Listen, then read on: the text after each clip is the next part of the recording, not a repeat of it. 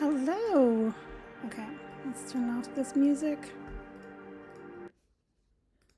Hi. Welcome back. If you have been here before, this is my first stream. Woo! And now I have a microphone, so hopefully it is working and you guys can hear me much better. The first two streams were a little low, and I love the feedback. I then listened to myself and realized it's a problem. So I went out and got me this affordable microphone. It only cost me $50, 500 kroners. So yeah, hopefully we have improved. So just to let you guys know, the purpose of this channel is to educate myself.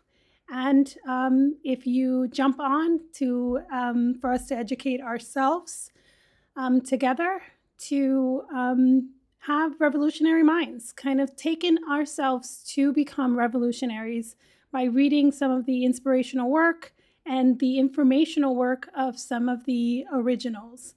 And today, and for now, until we finish the book, we're reading Neocolonialism by Kwame. I forget his name, I can't pronounce it. Nkrumah is the last name. Nkrumah, for some reason, it's hard for me to remember. But yes, so who am I? I am Marielis. I am a Dominican American living in Norway. And yeah, so basically that is what we do in this channel. We read. So you'll just be listening to me read. Hopefully you enjoy doing that. If you do pop in, please send me a hi. Let me know that you are there. And give me suggestions if you want. Yeah, just like pop in, say something. Listen for a little bit if you like. Maybe there's something that you can gain from this as well. So the way that we are, or that I'm organizing the stream up to this point, is that I will give a summary of the chapters read up to this point. So I think like this makes it so that if you jump in the third, fourth, fifth, whenever you jump in, you can understand what we have learned up to this point. So you're just getting basically the bullet points of the previous chapters and the previous pages, because sometimes we don't get to complete a complete chapter. We're not doing it just by chapter. We're kind of just reading until the 2 hours is up that I'm on air with you. So you can, I'm doing the summary so that when you jump in, no matter where, when, what day, what part of the book we're on, you know what we have gained up to this point. And then you can listen to the rest going forward. So if you are a summary person and you just want to come in the first 15 minutes of every stream just to get the summaries of where we're at, then you can do that. The only thing that the caveat to that is of course that you're going to miss a lot of the context. That's one. And two is that you won't get, or you're going to get repetition as well, because I am going to go through summary from beginning to the point that we're on every single stream. So I think I might end up start taking off, because once it gets too long, I might start taking off some of some of the minor points and just leave the bigger points. So you might get a more condensed version of the highlights of each chapter, later on. But for now, I think we can do pretty good summary. So what have we read so far? Okay, so we learned about our dear author, Kwame Nkrumah. He was the first prime minister of the Gold Coast, which is now Ghana. He was an influential part of the Gold Coast's independence from Britain. He was the first prime minister of Ghana, the first president of Ghana, and he was influenced by, so he studied in the United States and also in the UK. So he was influenced by some of the civil rights and social movement leaders, especially with his time in New York City. He was a philosophy major. I forget which degree, whether it was his bachelor's or his PhD or which degree level, but he did some philosophy. He read a lot of the books that we're going to be reading in this stream later on once we finish this one by Karl Marx and other communist and social movement leaders. So that is who he is. And then we read chapter 1. So chapter 1 introduced us. It's not really chapter 1, actually. It was actually the introduction, and then I named it chapter 1, and then I don't think this book actually goes through chapters, so I just name every single section its own chapter, and hopefully that makes sense. Okay, so the first chapter was just an introduction to neocolonialism. What did we learn? We learned that neocolonialism is worse than imperialism. It's worse than its predecessor, because it is basically all of the extraction without the responsibility, without the paperwork, without having to come back and tell the Catholic Church and some of your leaders what have you been doing and that sort of thing. It is without the responsibility of having to do that. So basically you're kind of like, that's not my country, but like you're literally managing it by proxy methods.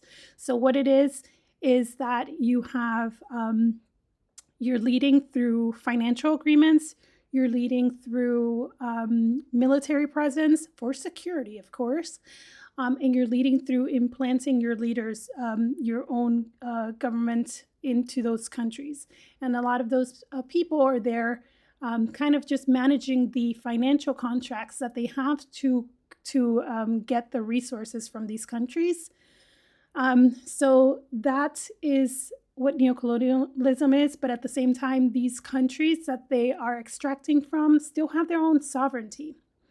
Another thing that we learned from the first chapter is that neocolonialism is something that comes because the countries that you're extracting from start to gain some traction of independence. And once they have a certain level of, actually any level of sovereignty, at that point, the neocolonializing country, the power country, no longer wants to be there. They can no longer afford to do that, especially when we're looking at the timelines. Neocolonialism came about around after World War II, when the countries, the Western countries, had problems at home. They needed to tend to their own business. Shit was not going right, and so they needed to rearrange some things. And having all these small countries that the colonies start to revolt and to fight back and that sort of thing. It's too many. Too many things to worry about at one time. So that's part of the reason that they kind of had to transition into neocolonialism, and they didn't realize really how good they're going to have it when it comes to neocolonialism. What else did we go over in chapter 1? So it shows up financial agreements implanted in power nations don't always benefit financially. Oh, yes, that's right. So we also learned that it is a case of power. So the whole purpose is to have territories, or to have a lot of control over and influence over territories and control, so that you can defend yourself against the other major powers. So think Cold War, Cuba, think of Greenland with the United States, talking about we need Greenland for our security, that sort of thing. That's basically what, what some of those agreements were really for, even if the power countries were not benefiting financially exactly from those relationships. Neocolonialism are aware of the neocolonial is not sustainable. Okay, so they do know that it's not sustainable. They know that there's an endpoint, but they continue because of the benefits that they're getting now. So they just kind of like push it, just like delay it. At some point we're going to have to deal with it, but the next politician, we're just going to keep benefiting from it. The goal is to push it down the line. The neocolonializers find it difficult to help the poor countries because it will negatively affect their citizens. So even if you have like a really good politician that wants to make things better, that hates poverty, world hunger, because hunger is the main problem, right? Now we're dealing with like famine. Ugh. So like even if you have a politician that wants to do all that good, just think about the fact that if the African countries, for example, with their raw materials, if they start manufacturing their own things, they start bonding together with other African countries, they start organizing so that they don't have all these micro wars. In chapter 1, we also learned about micro wars to keep the colonialized territory in disarray, basically, so that you can more easily extract, because then you can give them military aid to protect the resources, and even though we already know that they have other goals as well. But it becomes harder. But anyways, the point is that once you have these territories become developed, then those resources will become more expensive. And if they become more expensive, then our stuff becomes more expensive. And if you are not, and if each one of these Western countries has their, their gap, from a wealth gap from the average person to like the billionaires so wide, and you already see that some of these people don't have their most basic needs met, and then you make their cell phones like unable for them to afford their cell phones or their cars or whatever, their refrigerators or whatever the case may be, then you're going to have a problem, because you're not going to be able to, you need to keep people happy to at least a certain extent, because then you'll have revolutions and overthrown governments in your country as well. So yeah, so this is part of like that whole managing all of the fires at the same time. So this is why they also know that it's not sustainable. Let's see. Okay, so that's mainly what we went over in chapter 1, or the intro, basically. Okay, chapter 2 is more focused. So the book is focused on Africa. So Africa is our neocolonialism example for this, I believe it's the entire book. And we all know why. Kwame was an African president, an African leader, and therefore this is where he's getting a lot of his information, although there are a lot of other examples that we can pull from. But yeah, so chapter 2 was about the African resources, and he went into a lot of details, but I'm going to just go over, because like some of the things that I read, I was like, this book was published in 1967, and he was basically providing us with the details of that time period, what he had, the numbers from that time. It has been about 60 years now, and so how much has that changed? Let's see. Give me 1 second.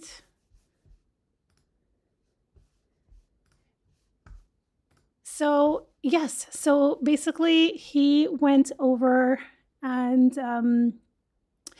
so back then, Africa's population was 280 million. Today, the population is 1.4 billion.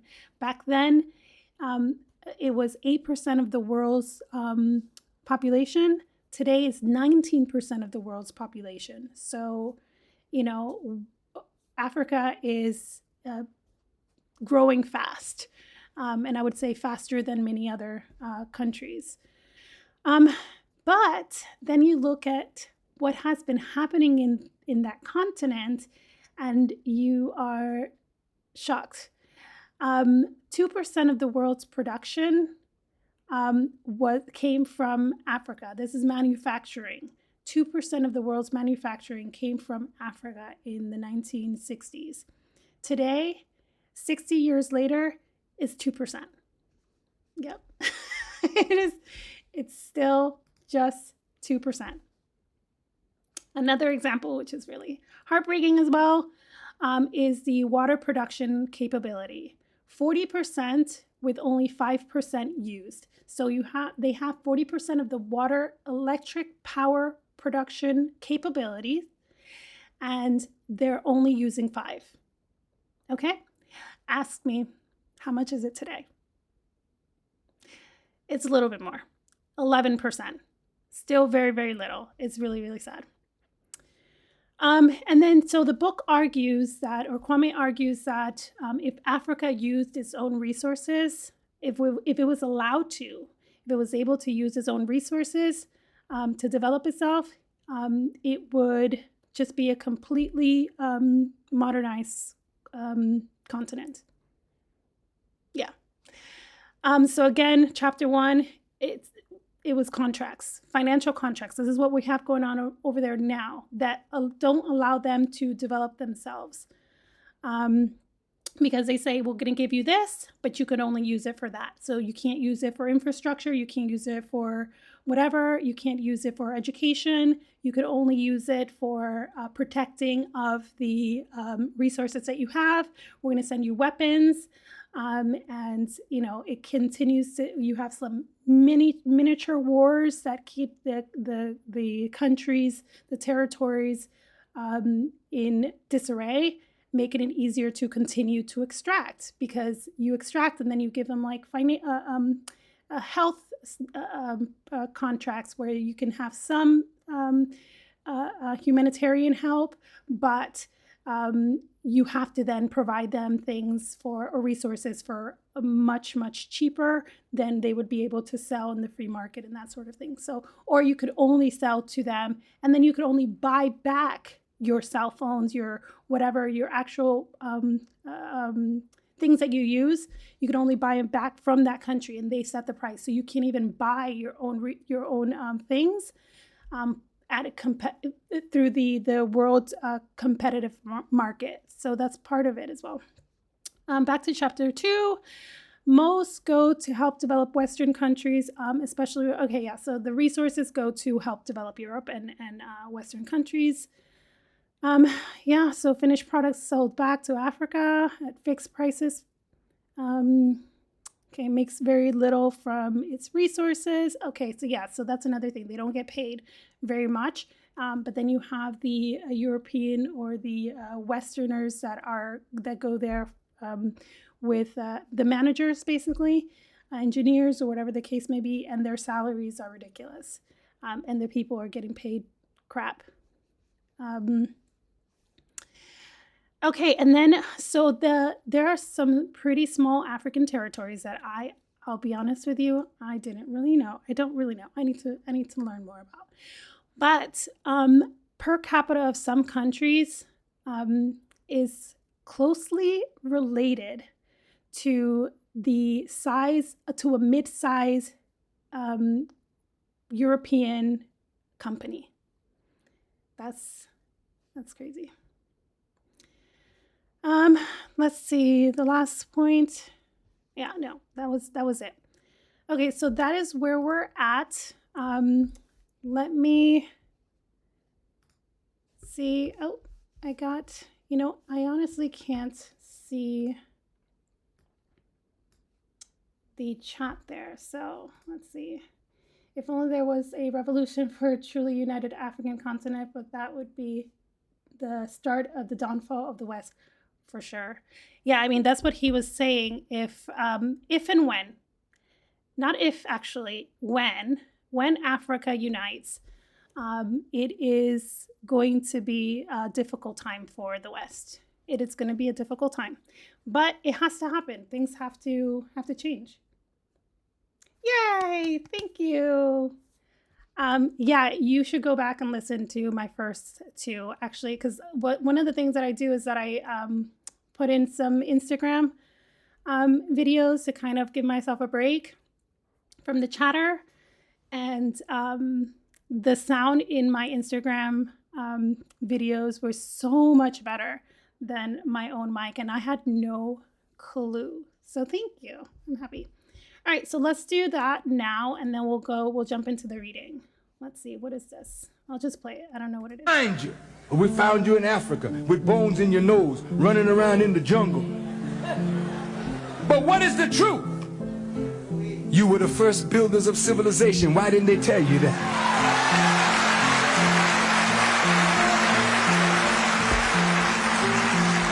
You all have never contributed anything to civilization. Then who taught Socrates philosophy? Who taught Plato? Who taught Hippocrates medicine? Who taught Pythagoras mathematics? Where did science? You know, we need more of that. I think there's the African history before imperialism that we all know, at least now we all know, has been basically erased and whitewashed. And when African students get education, they'll go to the Western world and get educated, and then they come back. Well, hopefully some of them will come back and become leaders and that sort of things in their communities and so on and so forth.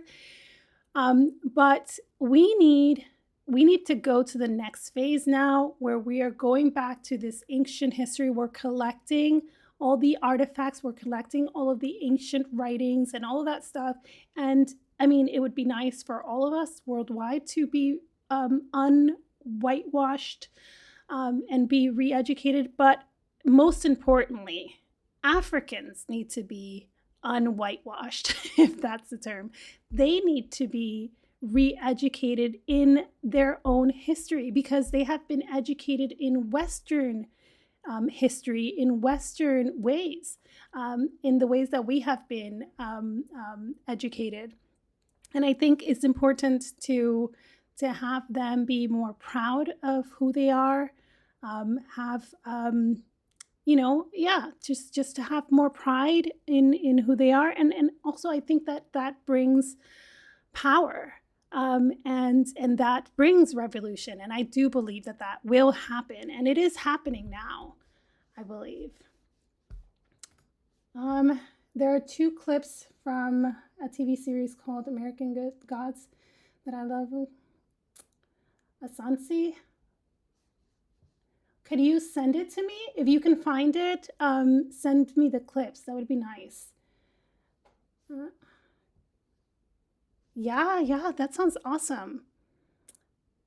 African Gods about our women being taken. Yeah, well, yes, so if you can, I don't know, since I'm fairly new here, I don't know how you can send me things after. If you can actually look it up now and send it to me, then that would be great. We can even play it now during this stream. But yes, I'm going to be learning how to stream with you guys, because honestly, I don't know. And I get a little flustered sometimes. So I'm just like, I don't know what I'm doing. But yes, so I think that is where we need to go. But let's continue to listen to this guy. Science come from? Where did religion come from? Where did philosophy come from? Where did mathematics come from? It don't have its origin in Europe. Its origin is among the dark people of the earth. You can take it or let it alone. Where did they find you? We found you in Africa with bones in your nose, running around in the jungle. All right. I love these guys. I love these preacher type guys. They just like give you so much energy. I didn't grow up. I'm Dominican American, if you guys came a little bit late. So like I am Caribbean. So I don't have my roots to Africa, or my history to Africa is a little bit detached. I don't know much about those times. I don't think most people that are in the Caribbean or in the Americas in general know much about that, but about their own history, I mean, unless it's documented, which in my family it is not. So I being that I wasn't, and I'm not an African American per se, I didn't grow up going to like the churches with all the preachers, but I every now and then would go and visit with my friends.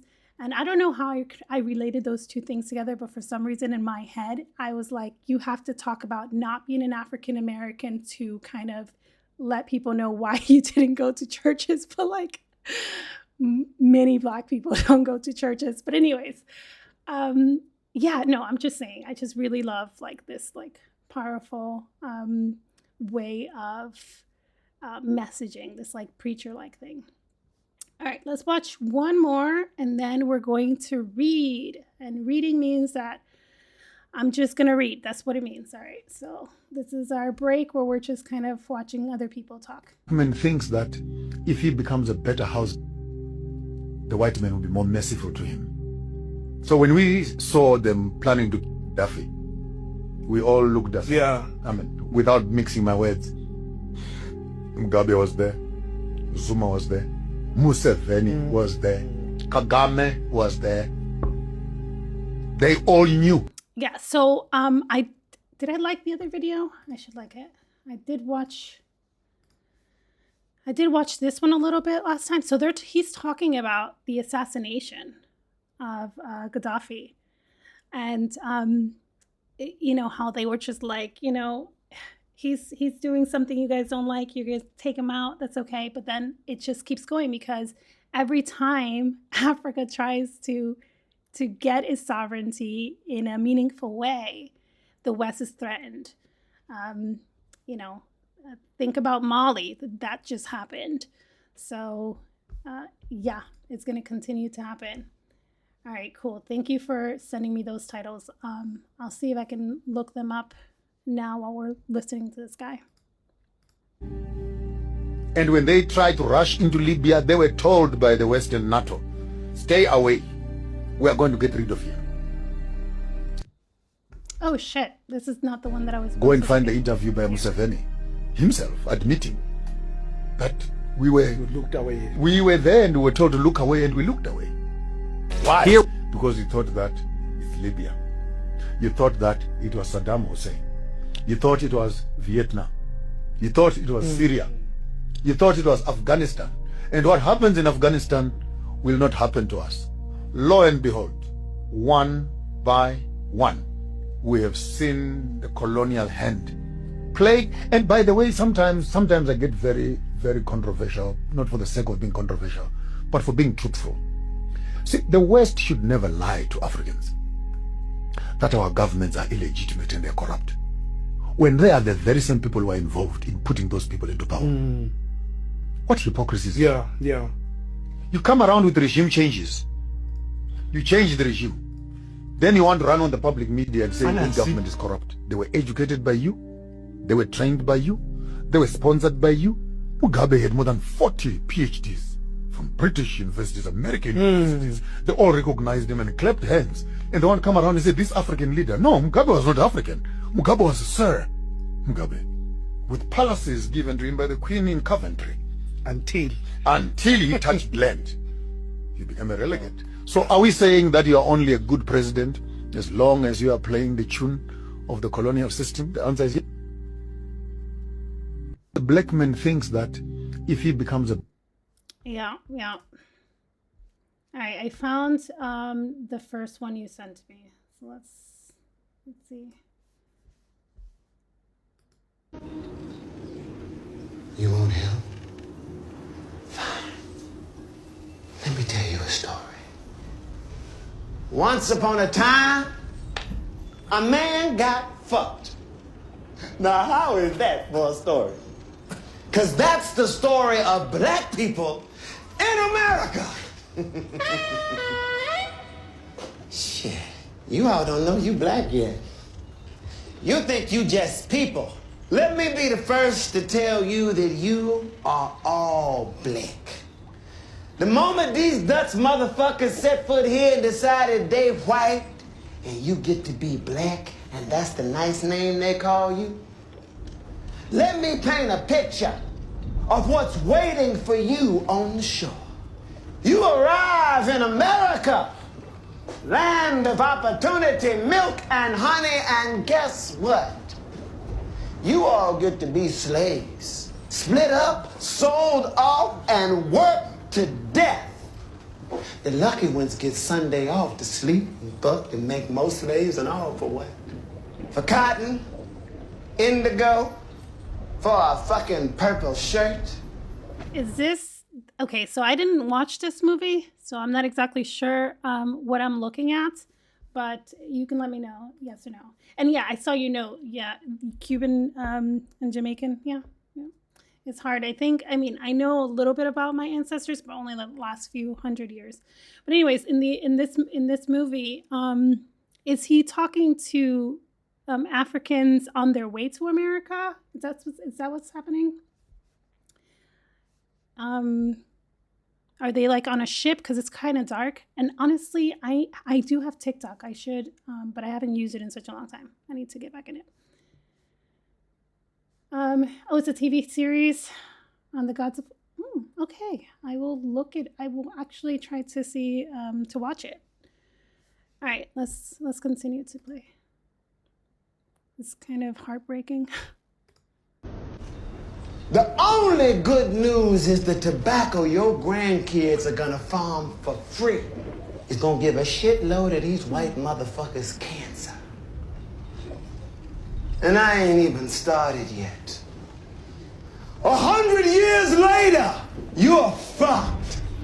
Oh, so this is 100 like the years future. after that, fuck. So he knows the future. 100 years after you get free, you still getting fucked out of job and shot at by police. You see what I'm saying? This guy gets it. I like him. He's getting angry. Angry is good. Angry gets shit done. You shed tears for Kwame and Nancy, and here he is telling you, you are staring down the barrel of 300 years of subjugation, racist bullshit, and heart disease. Nancy. Okay, all right. Ugh. You know what? I would not want to know the future. I would not want to know the future. God, it has not been that great for us, has it? Fuck. Anyways, let's get back to this book that was published in 1965, or I think it's 67, by a great guy. He's also the god of tricks. People think of Loki, okay, when you think of trickster, but Anansi is the original. Okay, all right. Well, I mean, most of the originals come from Africa, not all. All right. So I gave the overview in the beginning of the session. Hopefully you were there. If not, I'll just give a quick one because I'm not sure. Were you there? Because you're my only viewer right now, so I just want to make sure that you know what we're talking about. Were you here in the beginning where I kind of went over what we've read so far? Okay, perfect. All right, let's get to reading. Let's see if we can make this just a tiny bit.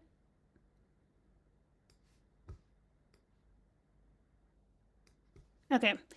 There are, however, imperialist specialists and apologists who urge the less developed countries to concentrate on agriculture and leave industrialization for some later time when their populations shall be well fed.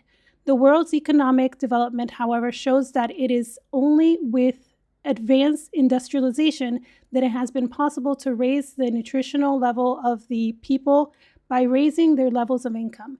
Agriculture is important for many reasons, and the governments of African states concerned with bringing higher standards to their people are devoting greater investment to agriculture. But even to make agriculture yield more, the aid of industrial output is needed, and the underdeveloped world cannot forever be placed at the mercy of the more industrialized.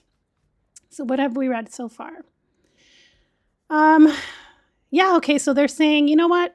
Just like don't worry about getting industrialized, just like worry about feeding your people. But even when you focus on agriculture, you need industrialization. So it's like a 2020, what is it? Yeah, you know what I mean. The lose-lose situation. Okay. This dependence must slow the rate of increase in our agriculture and make it subservient to the demands of the industrial producers. That is why we cannot accept such sweeping assessments as that made by Professor Leopold G. Schild of the Vienna School of Economics at the recent meeting in London of the International Geographical Congress.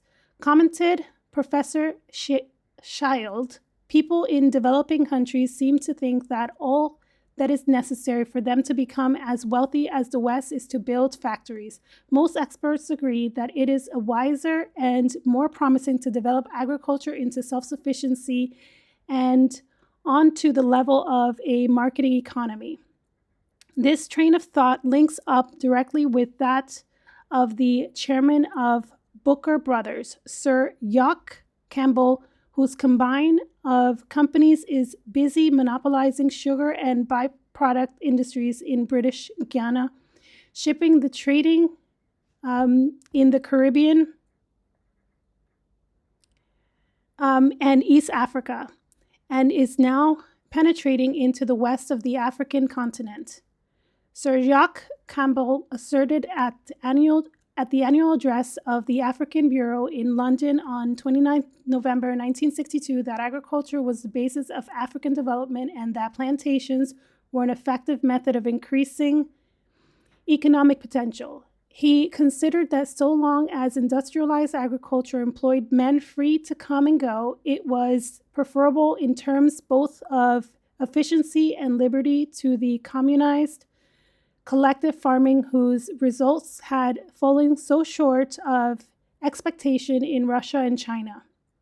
He does not seem to have convinced the sugar workers of British Guiana, and it is a moot point whether he has been able to impress the benefits of his free to come and go plantation philosophy on the workers of his companies in Nyasaland, Rhodesia, and South Africa. Even the scientific supporters of the imperialist pattern are aware of the flaws in their injunctions, but they cunningly attribute the emphasis placed by the developing states upon industrialization to political ambitions rather than to economic and social necessity. A European representative of the University of Malaya, Mr. D.W. Fryer, speaking at the meeting of International Geographical Conference to which reference is made above, said that an increase in the efficiency and traditional export industries in the underdeveloped countries was an obvious move, but it was politically unattractive. It suggests continued acceptance of the old colonial economy. Industrialism was an integral part of the nationalist movement. Its mainspring was not economic but political, and political expediency was often more important than economic efficiency and the location of new industry. So, I mean, that's basically what we discussed earlier. You and I were discussing it. That's basically, first of all, they're just lying, right? They're saying, he's convincing nobody, but the politicians are like, yeah, we're going to go with that.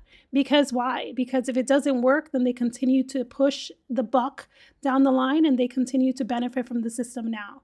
So, yeah, so it's completely you said you joined a few minutes after you started. Okay.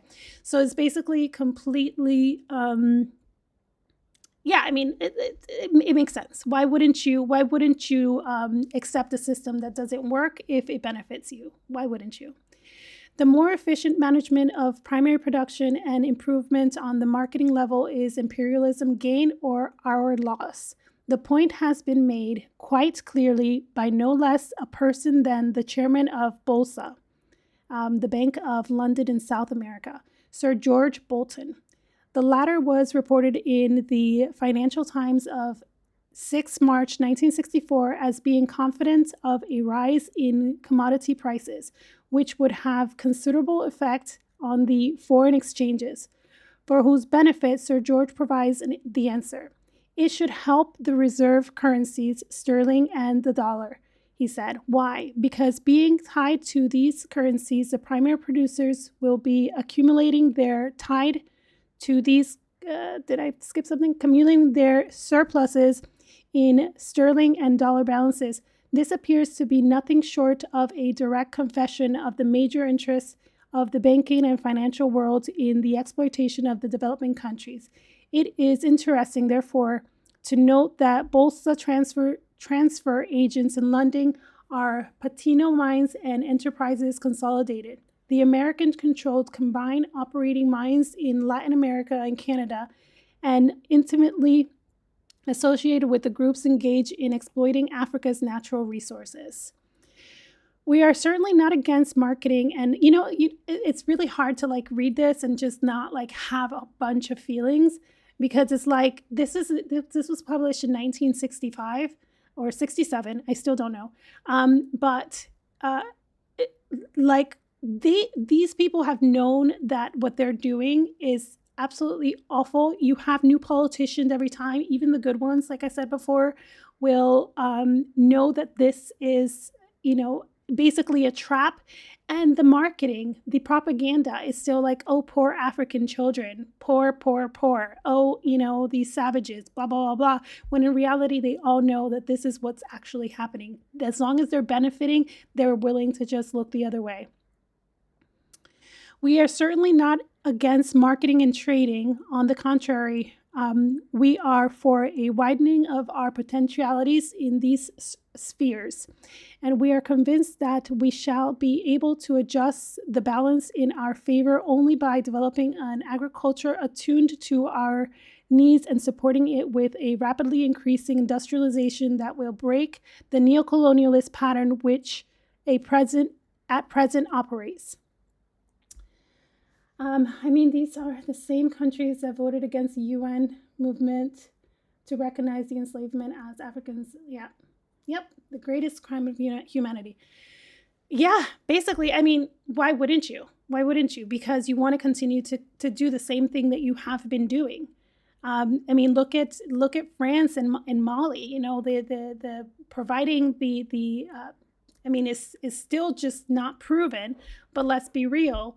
With all of these different locations, synchronize the weapons, the I'm sure the intel.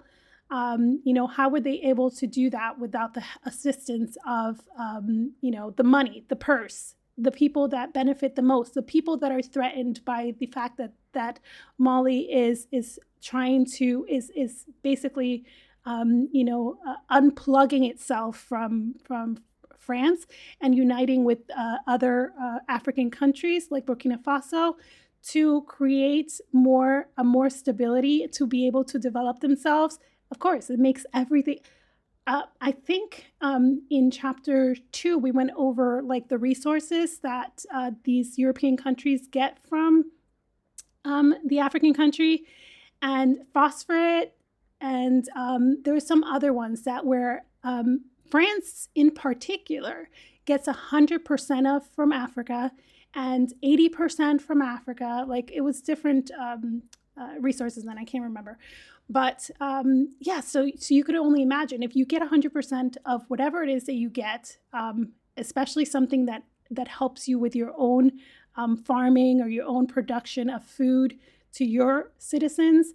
And then suddenly you can't get them at a free price or low price or whatever, that is devastating. So what wouldn't you do? What wouldn't you do? Just put yourself in the shoes of the colonizer for a second. See it from their perspective. Reform UK would stop issuing visas to people from a country that continues to demand compensation from the UK for its role in the transatlantic slave. Yeah. Yes, I saw that. that is a joke. That is so stupid. That is stupid for them. I don't think that doesn't make any sense for them. They're just threatening. And honestly, if I was Africa or any African country, I would be like, okay, thank you. Okay, we'll just go to another European country to like, to get our education if we need education or resources or whatever the case may be. Like, F you. Oh, don't get me started on France. Haiti had to pay France 150 million francs because of the successful revolution. Yeah, you're free. I'm free. Like, I had to fight you to become free so that you don't get me for free, but now I have to pay you because you don't get me for free. And the thing is with Haiti is that they had to do this because otherwise they would be sanctioned. They wouldn't be able to be part of the world economy. They wouldn't be able to continue to be a country. So it's like, you're damned if you do and you're damned if you don't. You get your people out of slavery only to put them into poverty and hunger and famine and all of these things. Of course, Haiti was able to do something even with nothing, but yeah. I'm Dominican, so I know a little bit about some of the things that have that Haiti goes through, even by my people. A continent like Africa, however much it increases its agriculture output, will not benefit unless it is sufficiently politically and economically united to force the developed world to pay it a fair price for its cash crops. To give one illustration, both Ghana and Nigeria have, in the post-war independence period, enormously developed their production of cocoa, as the table shows. Okay, so we're looking at, what are we looking at? 1949, 1950. So the years are going down. So you see Ghana's production, 248,000 in 1949. This is a little post World War II. And then 1964, which is like right before this book was published, it almost doubled it. And the same thing with, Nigeria basically tripled it. And that is cocoa long tons, and the index. Okay, cool. Good for them. I know that they're still going through their stuff though. This result has been obtained by chance. It is the consequence of heavy internal expenditure on control of disease and pest, the subsidizing of insecticides, there we go, and the spraying machines provided to farmers, and the importing of new varieties of cocoa seeding which are resistant to the endemic ills which previously cocoa trees had developed. By means such as these, Africa as a whole greatly increased her cocoa production, while that of Latin America remained stationary. What advantage has Nigeria or Ghana gained through this stupendous increase in agriculture productivity? In 1954 and 55, when Ghana's production was 210,000 tons, her 1954 earnings from the cocoa crop were 85.5 million. This year, 1964-1955, with an estimated crop of 590,000 tons, the estimated external earnings will be around 77 million. Okay, that seems like less, isn't it? What am I missing? Let's see. Nigeria has suffered a similar experience. In 1954 to 1955, she produced 89,000 tons of beans and received for her crop 39 million. In 1965, it is estimated that Nigeria will produce 310,000 tons and is likely to receive for around 40 million. What is happening? In other words, Ghana and Nigeria have trebled their production of their particular agriculture production, but their gross earnings from it have fallen from 125 million to 117 million. What in the actual fuckery? A detailed study of production and price shows that it is the developed consuming country which obtains the advantage of the increased production in the less developed one. So long as Africa agriculture producers are disunited, they will be unable to control the market price of their primary products. As experience with the Cocoa Producers Alliance has shown, any organization which is based on the mere commercial agreement between primary producers is inefficient to secure a fair world price. This can only be obtained when the united power of the producer countries is harnessed by common political and economic policies and has behind it the united financial resources of the states concerned. So this is where like the fear comes. I think you said something. Let's see. The cocoa bean market also makes me mad because what do you mean by Swiss chocolate or Dubai chocolate? Please show me where the cocoa plantations are. I'm waiting.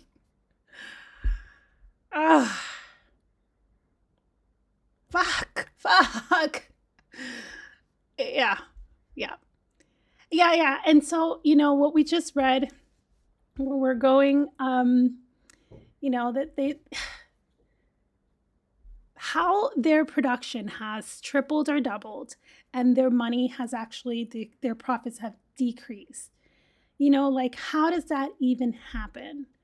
And that's why Kwame is here discussing how you need the politicians, because what happens is the politicians are basically bought by the parent companies or the parent countries, the powerhouses, the European Westerners, the neocolonializers.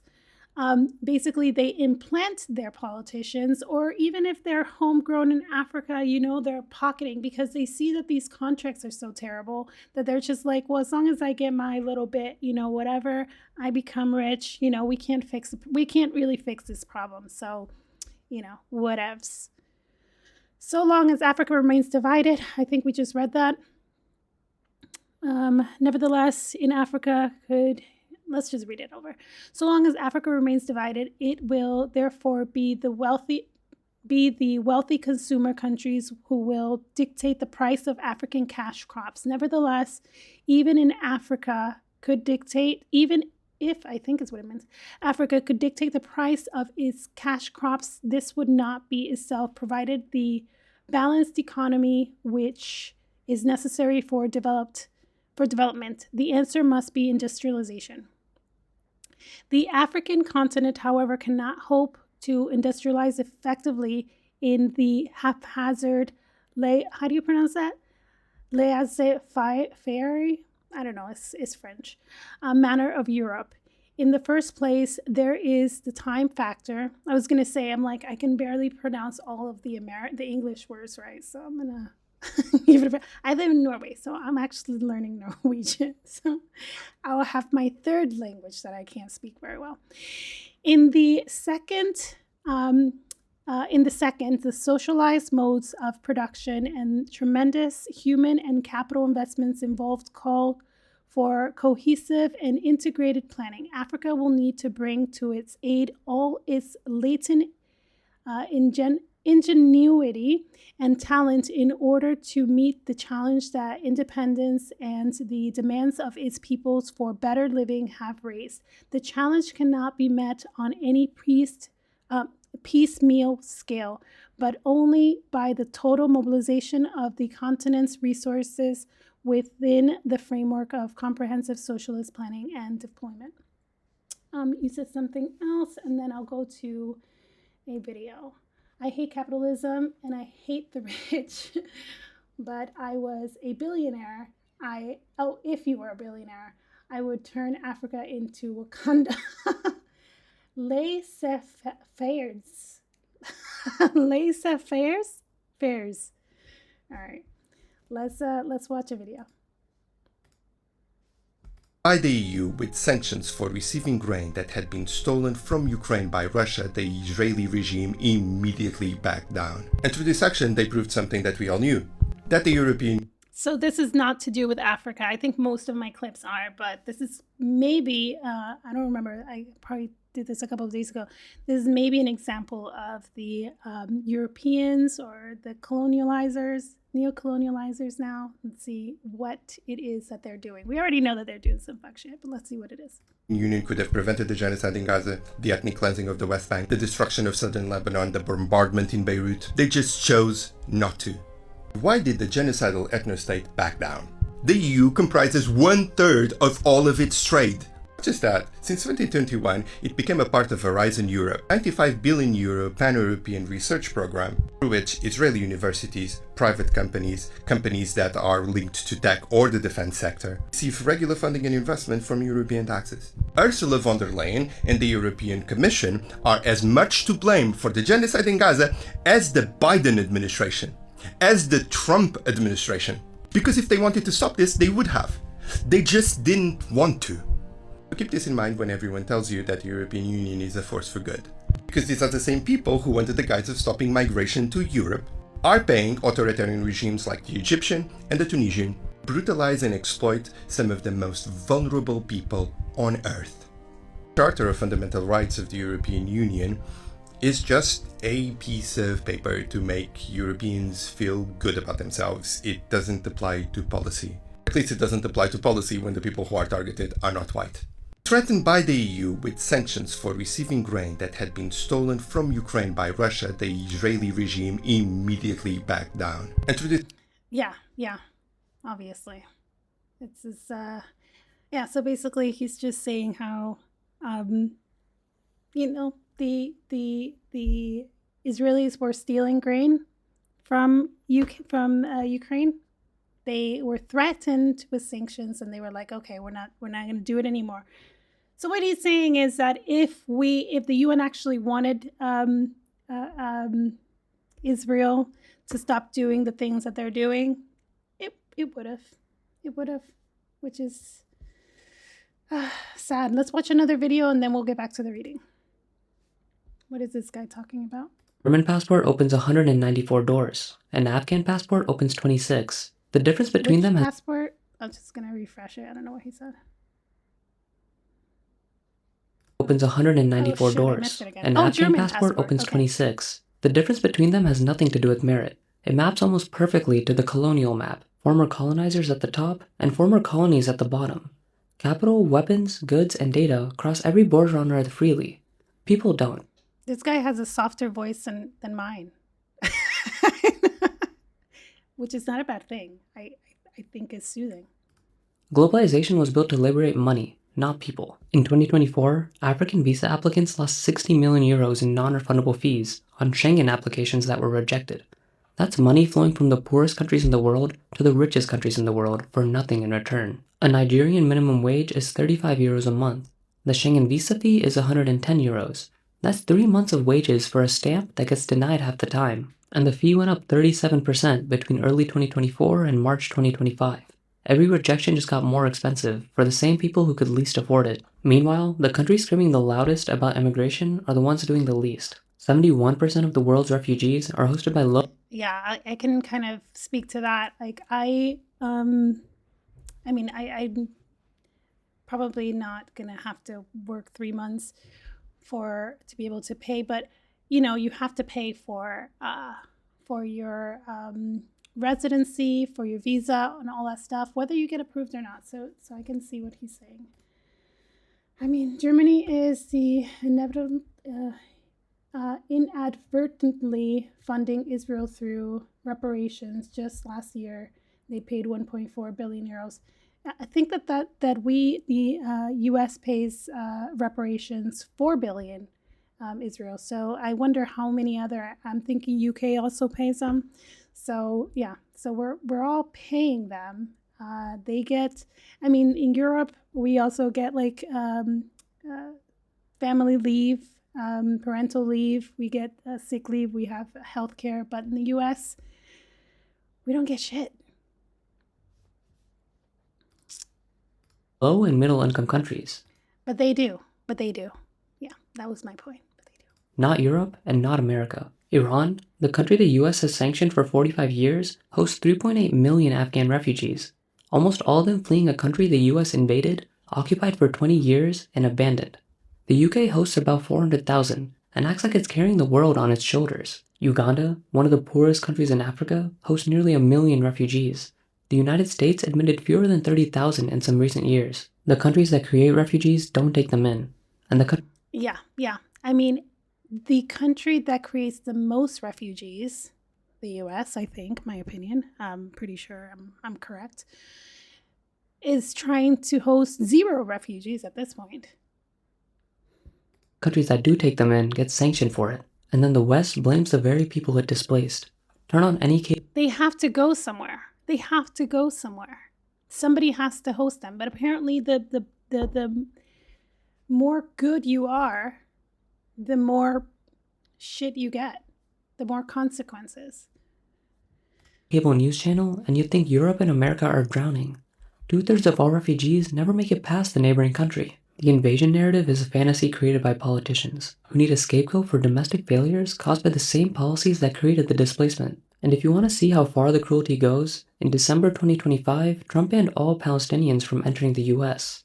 When a Palestinian actor was nominated for an Oscar for playing the man who tried to save a 5-year-old girl killed by Israeli forces in Gaza, he was barred from attending. The country that armed the tank that killed her hosted the ceremony, while the country that buried her was locked out. Yeah. The US-Mexico border was open until 1924. The Border Patrol was created that same year, along with racial immigration quotas. The closed border is a 20th century invention built to sort people by race, and Marx saw this 150 years ago. He wrote that the antagonism between native and foreign workers was the secret of the ruling class's power. Borders don't protect people, they divide them, and capital loves that because they love it. They created the borders. The colonializers created the borders. They divided the Middle East or West Asia. They divided Africa. They divide basically the territories so that it's easier for them to extract. They love it. Capital already has open borders. A factory relocates from Detroit to Shenzhen overnight. A hedge fund moves billions over borders in milliseconds. But a mother fleeing a country the US destroyed needs 3 months' wages and a stack of documents just to be told no. The border is open for money and closed for people, and that's the whole design. A German passport opens 100 and... Okay. Who is this guy? Maybe I'll start following him. Let's follow him. All right. Anything else before we jump in? All right, let's jump in.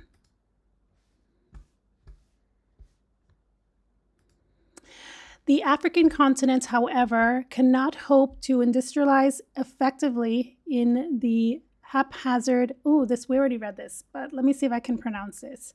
Let me look at your thingy. Laissez-faire. Did I say it right? No, just mad as usual. All right, we're going to skip that. We already read it.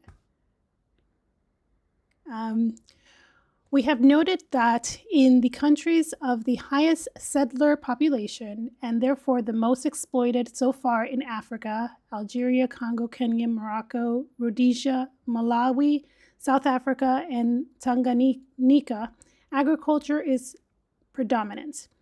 In the case of South Africa, the most highly developed area of the African continent, the contribution of agriculture and mining is together equal to that of industry, manufacture, and construction. South Africa's economy is heavily bolstered by the export of its mining output. Gold attributes up to 70% of the total exports, which makes the economy, for all its apparent boom and the heavy increasing foreign investment, basically almost as insecure as that of the less developed countries of the continent.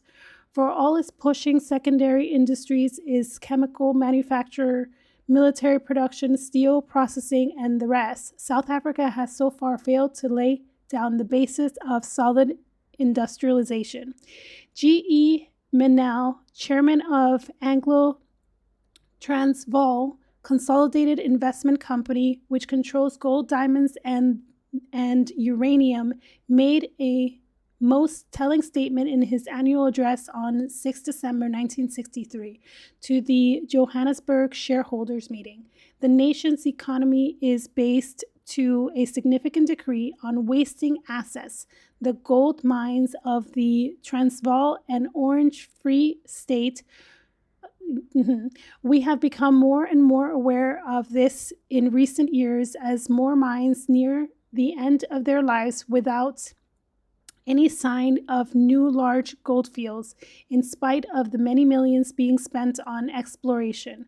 Investment in South Africa's economy comes mainly from Western capital, with which local finance, not hardly enough to stand on its own feet, is strongly bound. Quick profits of the incentive, so that while Anglo-Transvaal's chairman sees the dangers to the economy, he was nonetheless happy to be able to announce that record profits were again achieved in 1963. The whole of the economy is geared to the interests of the foreign capital that dominates it. South Africa's banking institutions, like those of most other African states, are offshoots of the Western banking and financial houses.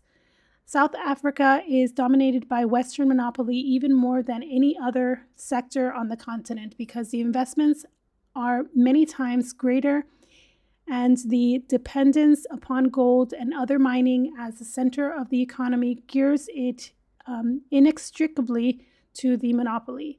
Its vulnerability is intensified by the fact that it is a supplier of crude and semi-finished products to the factories of the West on a larger scale than the rest of Africa, and an earner of greater profits for their financial backers. So even though they have, more, I would consider some of what we went over industry. They have weapons manufacturer. What else were some of the other examples that South Africa has? Mainly gold mines, but anyways, they have some manufacturing, but even though most of the profits are going to go to the financiers, most of the profits are going to go to the Western world, and I imagine that the managers in the country are pocketing a great deal of it. Not a lot of it is actually going to the country. So same problem, probably different skin color, God knows, because we are talking about South Africa. Nigeria tells, in a few basic figures, a tale of a different kind of economic maladjustment. In 1960, agriculture, forestry, and fishing accounted for 63% of the economic activity, mining 1%.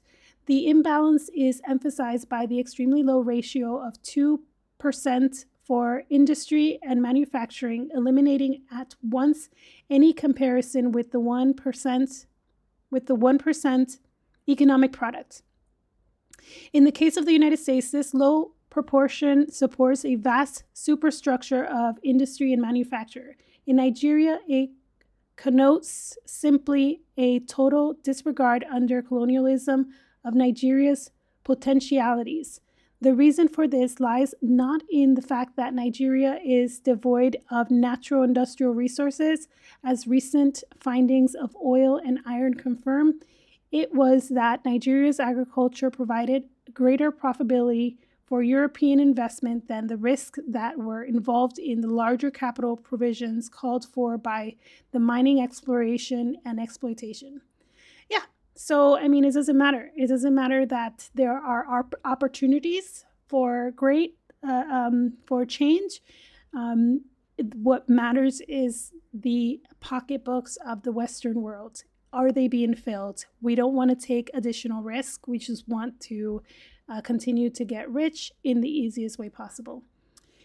In 1962, petroleum and petroleum products contributed 9.9% to Nigeria's export, but it is Shell BP that hopes to reap most of the benefits. The bulk of these exports was in crude oil, exceeding 3 million tons.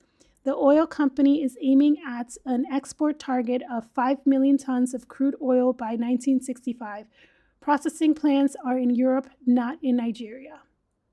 And I think that that's one of the things that some of the African Western, Southwestern countries are trying to do now, is they're trying to build manufacturing in the country of the resources. So from resources to products, so that the profits and even the taxes from the companies that are built to do that benefit the country. The oil refinery going up in Port Harcourt is owned by Shell BP. The natural gas piping is owned by Shell Barclays, DC, and O. The oil refinery is meant to handle only 10% of Nigeria's crude oil output, and its products will serve only Nigeria's domestic market. Such an arrangement makes it possible not to disturb operations outside Nigeria while making super profits on Nigeria operations. Interesting. So I think what I understood there is that they have an oil output company that provides for only Nigeria, and then they also have that provides outside of Nigeria. That's what I think I understood there. Yeah, okay. Let's continue. Generally speaking, in spite of the exploration costs, which are written off for tax purposes anyway, and many times covered by eventual profits, mining has proved a very profitable venture for foreign capital investment in Africa. Its benefits for the Africans, on the other hand, despite all the frothy talk to the contrary, have been negligible. This is explained by the absence of industry and manufacture based upon the use of domestic natural resources and of the trade that is their continent. You know what really gets me mad, I think, is how old this book is. That's what makes me mad, because this is something that I'm starting to realize that people are starting to talk about now in like the mainstream, and it's probably because they regular people like you and me are realizing that this is the case, and we're talking about it online, and so they're forced to kind of face the music. Everybody is, but I mean, it also makes me mad because like this is something that they knew 60 years ago. Like there was no way out. There's no way out. There's no way of yeah, I don't know. Maybe Africa just needed its time to, I don't know. I don't know what to say about that. I mean, are they just like killing any leader that I'm laughing because I know that that's the answer. That is the answer. They just kill the leaders that decide that they want to do it different. That's what they're doing basically now. Okay, let's continue to read. Okay, mining production is destined principally for exportation in its primary form. Certain exceptions to this generalizations are to be found in South Africa, Zambia, and the Congo. Some small conversion has been taking place also in countries like Morocco, Algeria, Mozambique. South Africa's copper is exported in the form of metal, and small part of its iron is sent overseas as ingots. Its gold is refined. Both for these exceptions, most exported minerals are shipped from Africa in their primary state. They go to feed the industrial and the industries and the plants of Europe, America, and Japan. The ore that is to be produced in Swaziland by the Swaziland Iron Ore Development Company, owned jointly by Anglo-American Cooperation and the powerful British steel group Guest, Keene, and Nettefold, will go at the rate of 1,200,000 tons annually for 10 years from 1964 to a Japanese steel combine. When the countries of their origin are obliged to buy back their minerals and other raw products, they have to buy back their raw products. Their raw products, not even made into anything. In the form of never mind. I should have finished the sentence. In the form of finished goods, they do so at grossly inflated prices. A General Electric advertisement carried in March, April 1962 issue of modern government informs us that from the heart of Africa to the hearts of the world's steel mills comes ore for stronger steel, better steel, steel for buildings, machinery, and more steel rails. With this steel from Africa, General Electric supplies transportation for bringing out another valuable mineral for its own use and that of other great imperialist exploiters. Oh, I love that. Imperialist exploiters. In lush verbiage, the same advertisement describes how deep in the tropical jungle of Central Africa lies one of the world's richest deposits of manganese by the French concern Compagnie Minière de Logog, is located on the upper reach of the Ugu River. Okay, that probably is not French. In the Gabon Republic. After the ore is mined, it will first be carried 50 miles by cableway. Then it will be transferred to ore cars and hauled 300 miles by diesel-electric locomotives to the port of Point, nor for shipment to the world's steel mills. For the world, read the United States first and French second.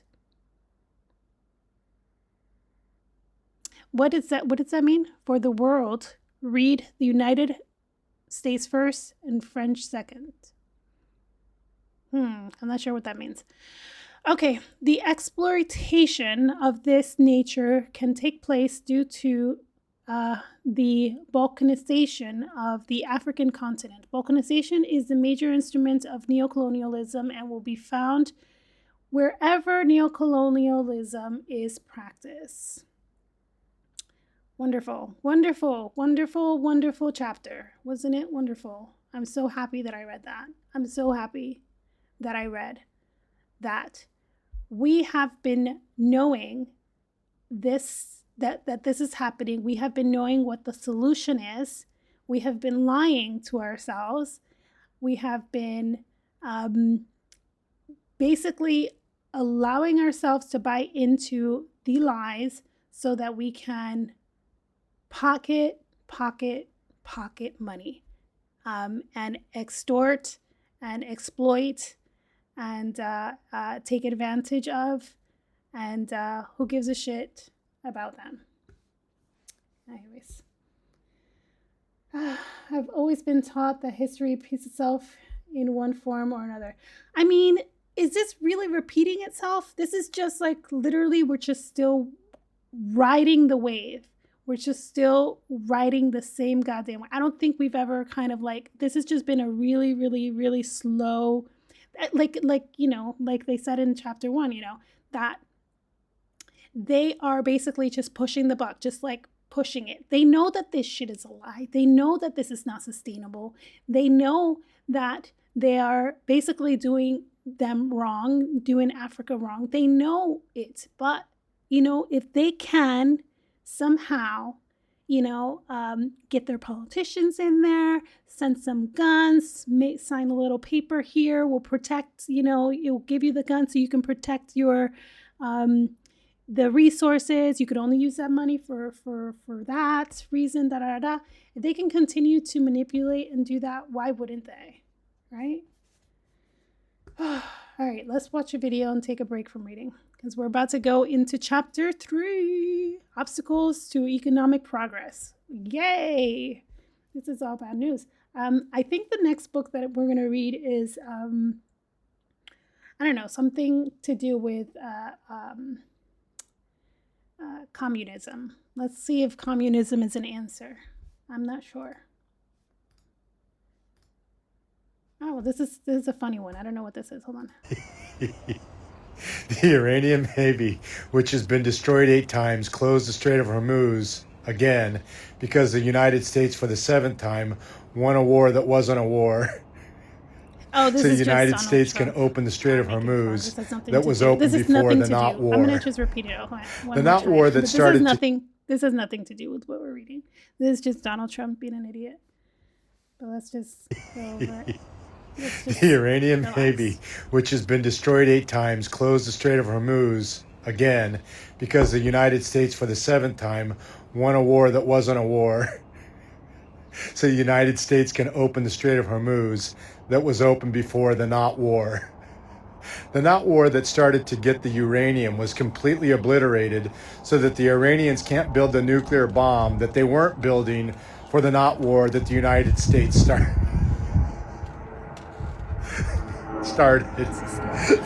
Then the United States, which has nuclear weapons, threatening to use nuclear weapons to prevent Iran from having nuclear weapons because having nuclear weapons is dangerous. If the United States saw that the United States is doing in the United States would invade the United States and liberate the United States from the tyranny of the All right, we're gonna move on. from the tyranny of the United It's States. stupid. It's stupid. Sorry for that. I must have thought it was really funny, and then I just played it. So let's talk. Let's see what this is. Burkina Faso. Let's see what this is. The government of Burkina Faso has dissolved 118 NGOs and civil society groups in the country for violating its freedom of association law, which was passed in July 2025 to regulate the activities of this group and ensure these activities do not threaten the country's national interest. The country's Minister for Territorial Administration and Mobility, Emily Zebo, announced this dissolution in a statement on April 15, 2026. Since assuming office in 2022, following a citizen-backed anti-imperialist coup, Burkina President Captain Ibrahim Traoré has taken bold steps to defend his nation's sovereignty and reclaim its vast natural resources for its people. These bold steps have moved the once stagnant Sahelian country towards food self-sufficiency, improved its security, and boosted its economy. The July 2025 Freedom of Association Law was passed as a means to curb destabilization attempts by Western powers who for decades have used NGOs as a covert tool to bend Africa to their will.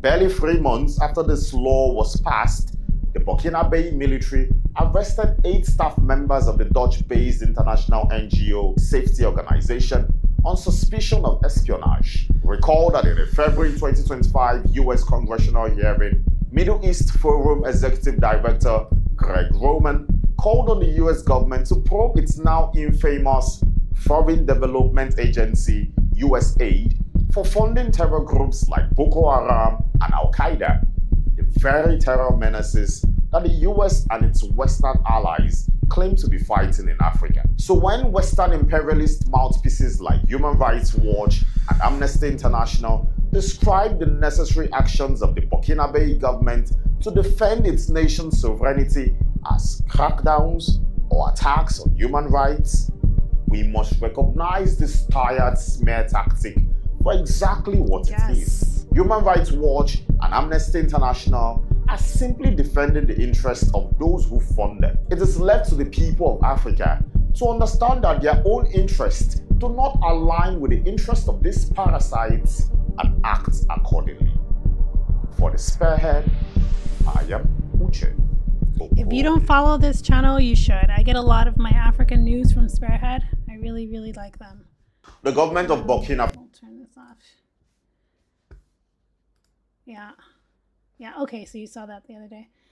So you said you just looked it up. Nigeria has 8 national oil and gas companies, while Shell in Britain, Chevron, Exxon, Texaco, American, Agip, Italian, And total, French have 2,699,000 barrels produced for them combined by Nigeria. So do they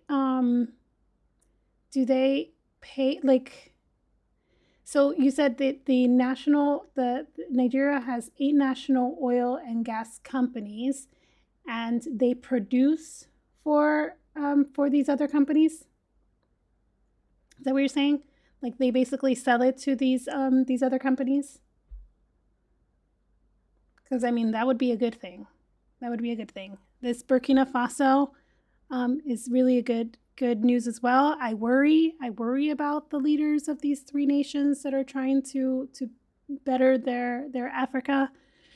But I think the world is waking up. I don't know if you agree with me. I hope that is true. I think the world is waking up, and that's one of the reasons that I decided to start this channel. As you can see, I'm not the best reader. I think I'll the best, on face camera or whatever. But I'm hoping, this is only my 3rd, stream, but I'm hoping that I will improve. But I think that this is part of the reason that I'm doing this, is so that, I can educate myself and educate those that want to be educated as well, so that we can become, we can be part of the revolution. We can inform others. We can be part of movements. If we don't have the education, then we don't have the motivation, and we need that.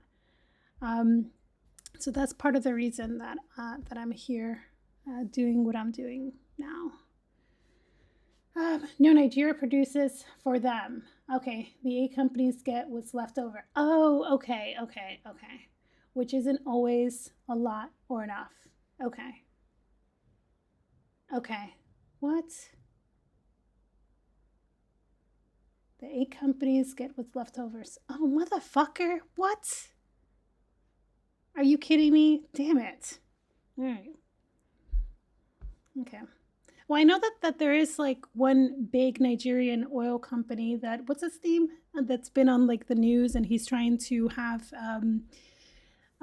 people invest, like actual people, not like, governments or big companies invest, so that they can create more of these companies. I don't know if he's trying to just keep it as like oil in the oil industry, or if he's trying to like, build more manufacturing of different types. I don't know. I'm gonna have to do some more research. Maybe I'll bring it to you next time. I don't know what's it called. It's a Nigerian oil company that it's been on the news a lot. Let me just see. Maybe I can find it.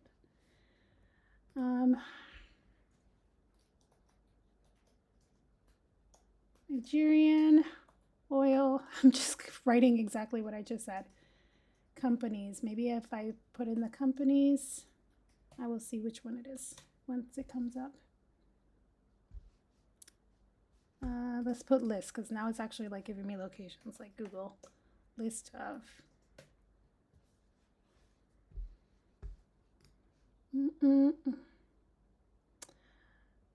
Interesting. It's giving me all the companies that you mentioned.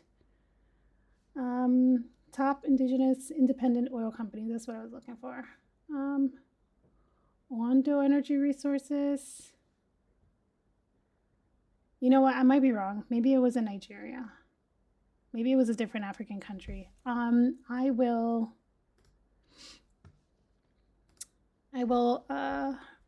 bring it up next time once I find it.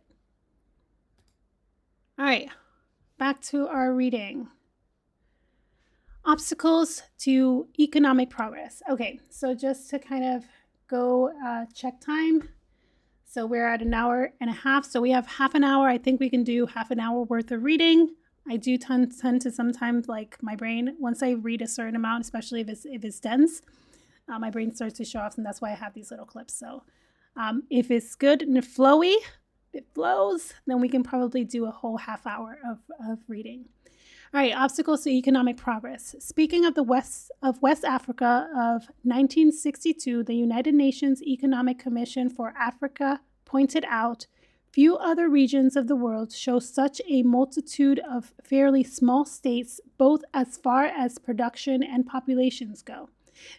I did mention that they have countries that in population and per capita are just as big as a mid-sized European or Western company.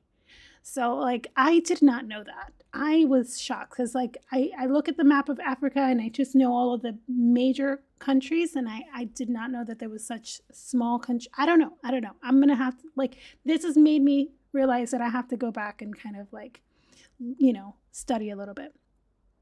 The only similar region of some importance in Central America. What did I just read? Few other regions of the world show such a multitude of fairly small states, both as far as production and population go. The only similar region of some importance is Central America. There we go. West Africa is in fact divided into 19 separate independent states and includes 2 colonial enclaves possessed by Spain and Portugal. The population of the area is about a third of the total population of Africa. Yet the average population of the independent countries, if Nigeria is excluded, is about 2 to 3 million. It is, however, illusory to regard even Nigeria as an exception to the balkanization policy practiced by the departing colonial rulers. The constitution imposed on Nigeria at independence divided the country into 3 regions, which have since grown to 4, loosely joined on a federal basis, but with sufficient powers left to the regions to cripple overall economic planning. If the other states of West Africa are examples of political balkanization, Nigeria is an example of economic balkanization. Ghana, with a population of over 7 million, only escaped a similar fate by the resistance put up by the Convention's People Party government to a British plan which would have created no less than 5 regions, some with the population of less than 1 million, yet each possessing sufficient powers to defeat central planning. So if they make the countries, if they divide them, they make them small enough, it is easy for them to control. That's basically what that is, what I believe that's what it's saying. Also, post-stream, you should look into OBS.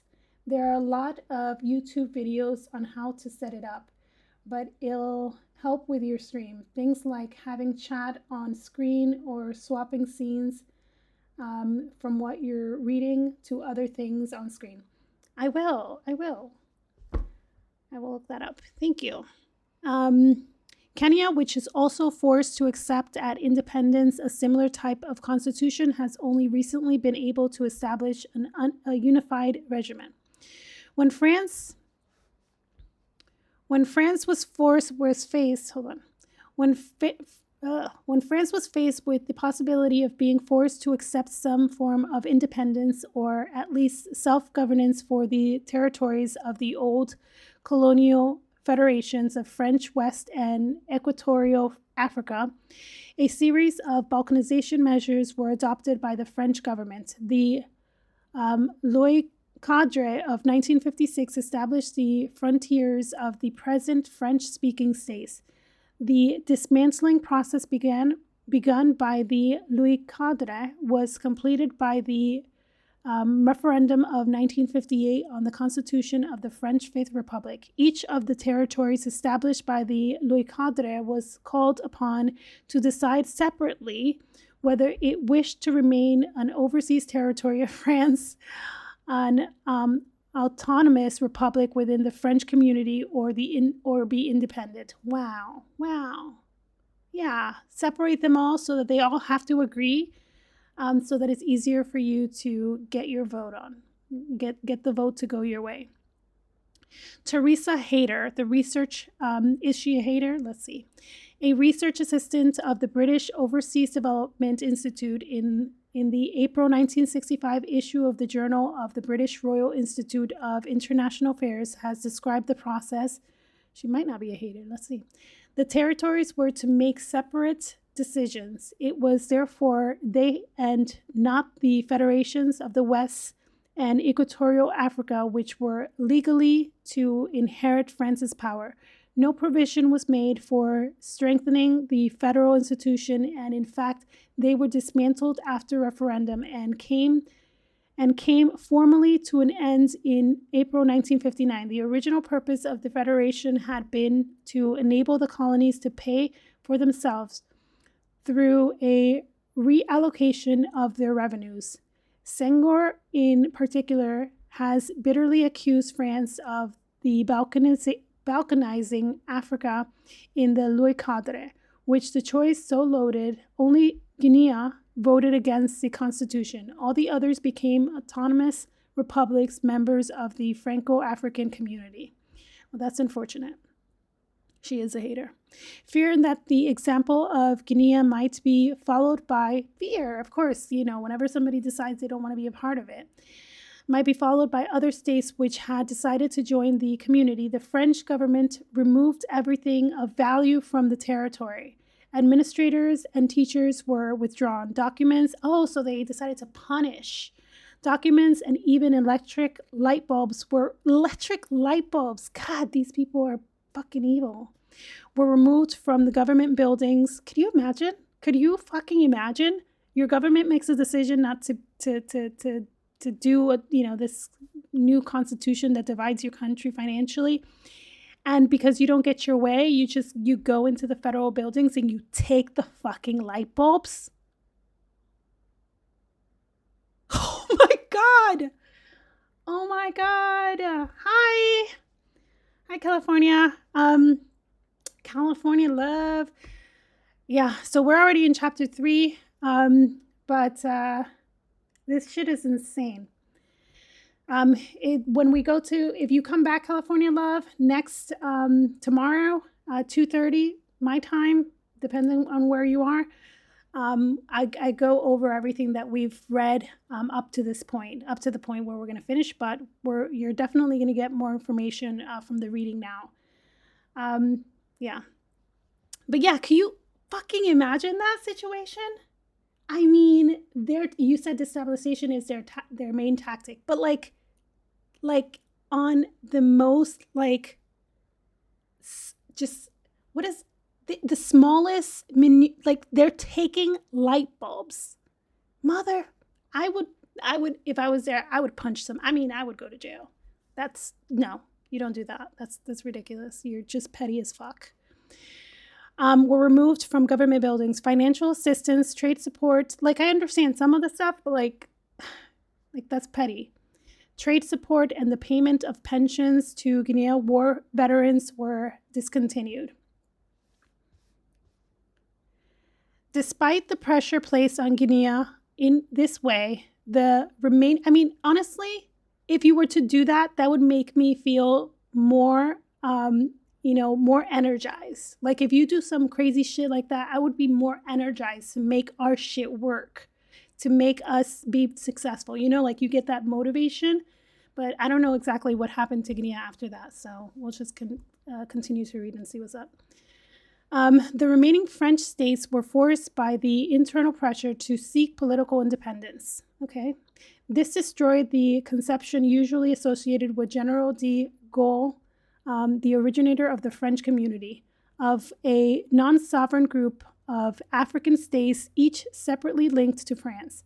One after another, the autonomous republics obtained international sovereignty, but under such adverse conditions that they had, in fact, to maintain all the military, financial, commercial, and economic links of the previous colonial period, in order to exist at all as independent state. Is it independent at that point? These former French territories were forced to accept French aid even to meet their recurrent expenses. French aid to developing countries is in proportion to the French national income, the highest in the world, and is, in absolute terms, the second highest. Nearly all of its aid is absorbed by commitments in Africa, and nearly half of it goes to the 14 states which are previously autonomous republics and whose combined population is only slightly larger than of Nigeria combined. Because that's how they get their power. They split you up into tiny, tiny little nation states. They can control you, and yeah. Aid of this type can dictate African national relations with the developed world, and as experience has shown, can be extremely dangerous to the recipients. Interesting. French African aid originally arose from the advantage which French firms and individuals derived from the African franc zone, and this has determined the framework in which the aid is still provided. So long as the relationship which the aid provided was profitable to France, it naturally continued. It was in effect a levy on French taxpayers for the benefit of French individuals and firms. I mean, are we reading anything surprising? The overall value of the policy to France was that in return for guaranteed markets and prices for colonial primary products such as coffee, cocoa, groundnuts, bananas, and cotton, the African states had to import from France. Trying not to blow up. Fixed quantities of certain goods, such as machinery, textiles, sugar, and flour, which were then uncompetitive in price or surplus in Europe. And in addition, the states were forced to limit their imports from countries outside the franc zone. While this scheme made nonsense of any plan for inter-African trade, it was a period highly profitable for France. Yeah, duh. With the fall in the world price of primary commodities, these profits began to diminish, as did enthusiasm for aid in France. At the present moment, the most which can be said in favor of French aid is that it does not now, as it did in the past, make the actual profit for France from the less developed states of its former African empire. Teresa Hayer sums it up. France does not gain in its transactions with the states, nor does it lose.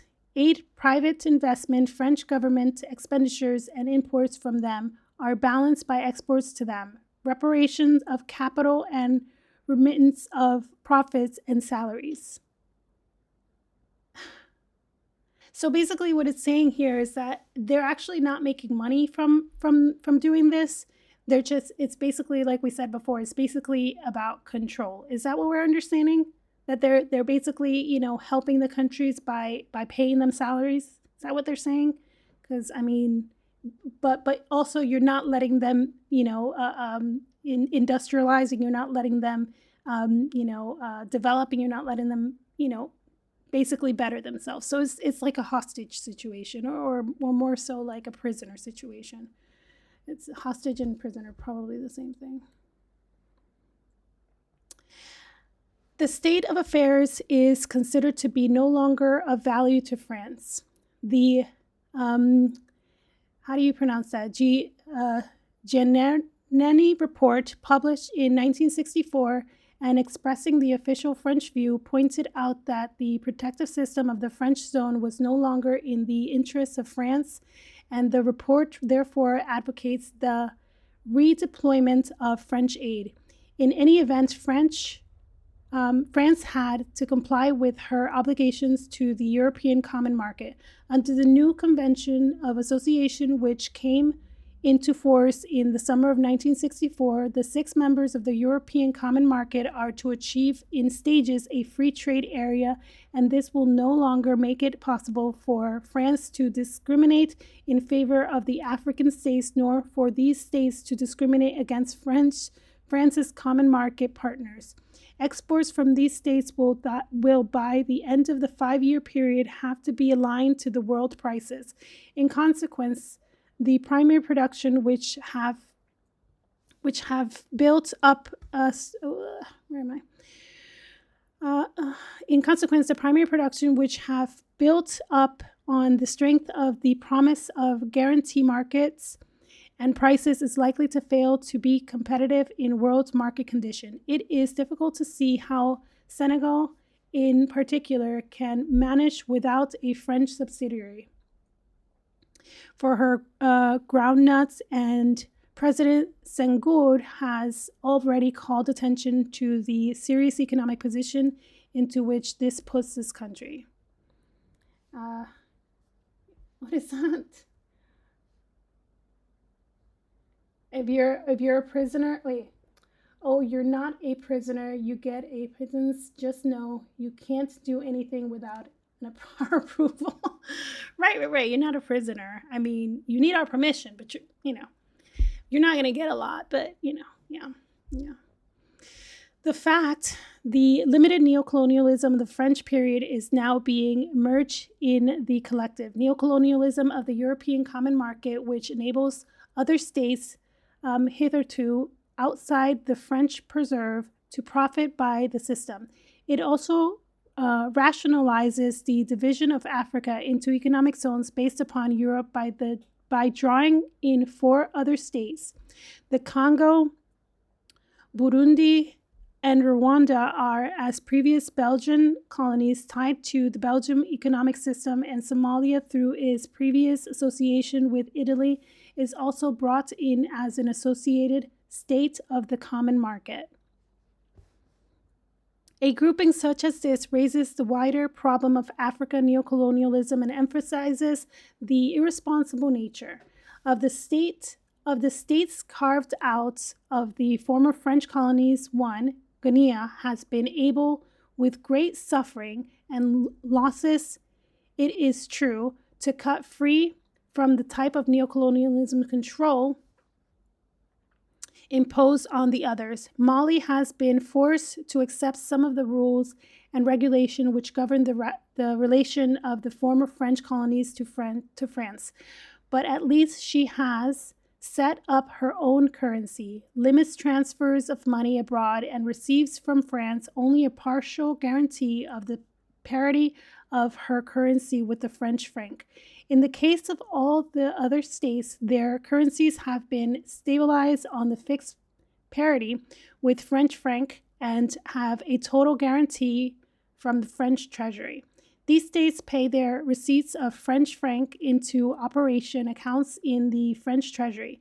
These accounts can be overdrawn, and the states can draw on them against their own currencies to an unlimited extent.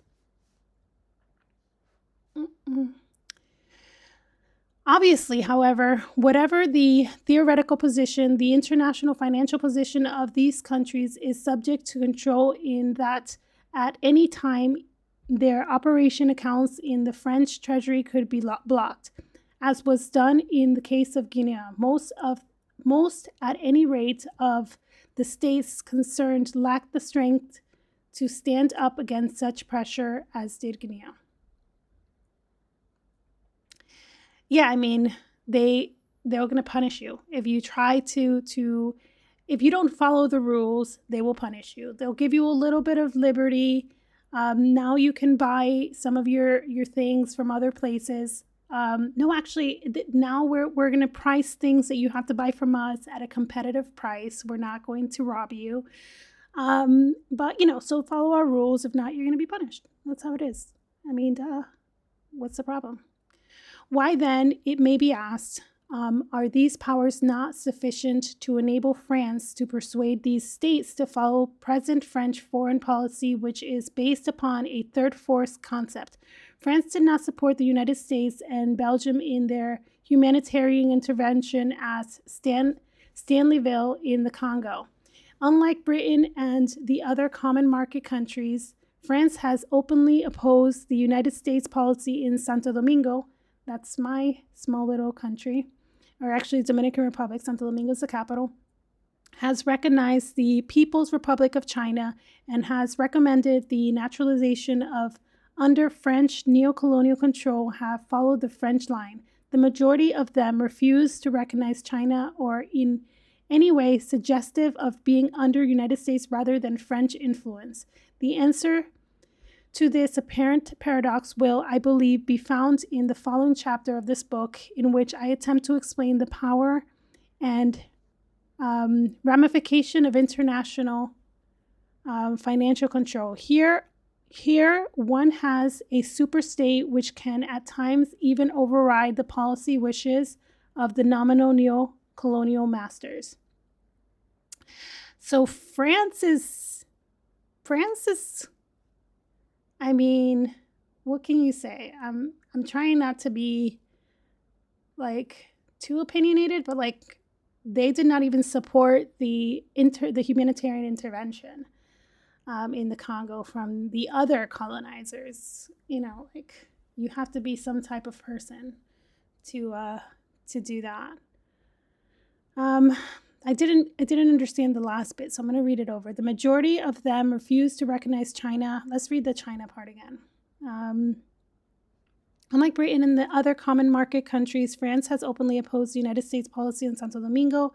I think I got distracted there. I did it again. Has recognized the People's Republic of China and has recommended the naturalization of Vietnam. Yet only a minority of the African states which would appear to be under French neocolonial control have followed the French line. The majority of them refuse to recognize China or in any way suggestive of being under the United States rather than French influence. Okay, so they prefer to work with the United States, suggestive of being under the United States rather than French influence, and refuse to recognize China. Okay, I think that's what I understand there. And then they're going to give us more details later. Let's continue. Okay.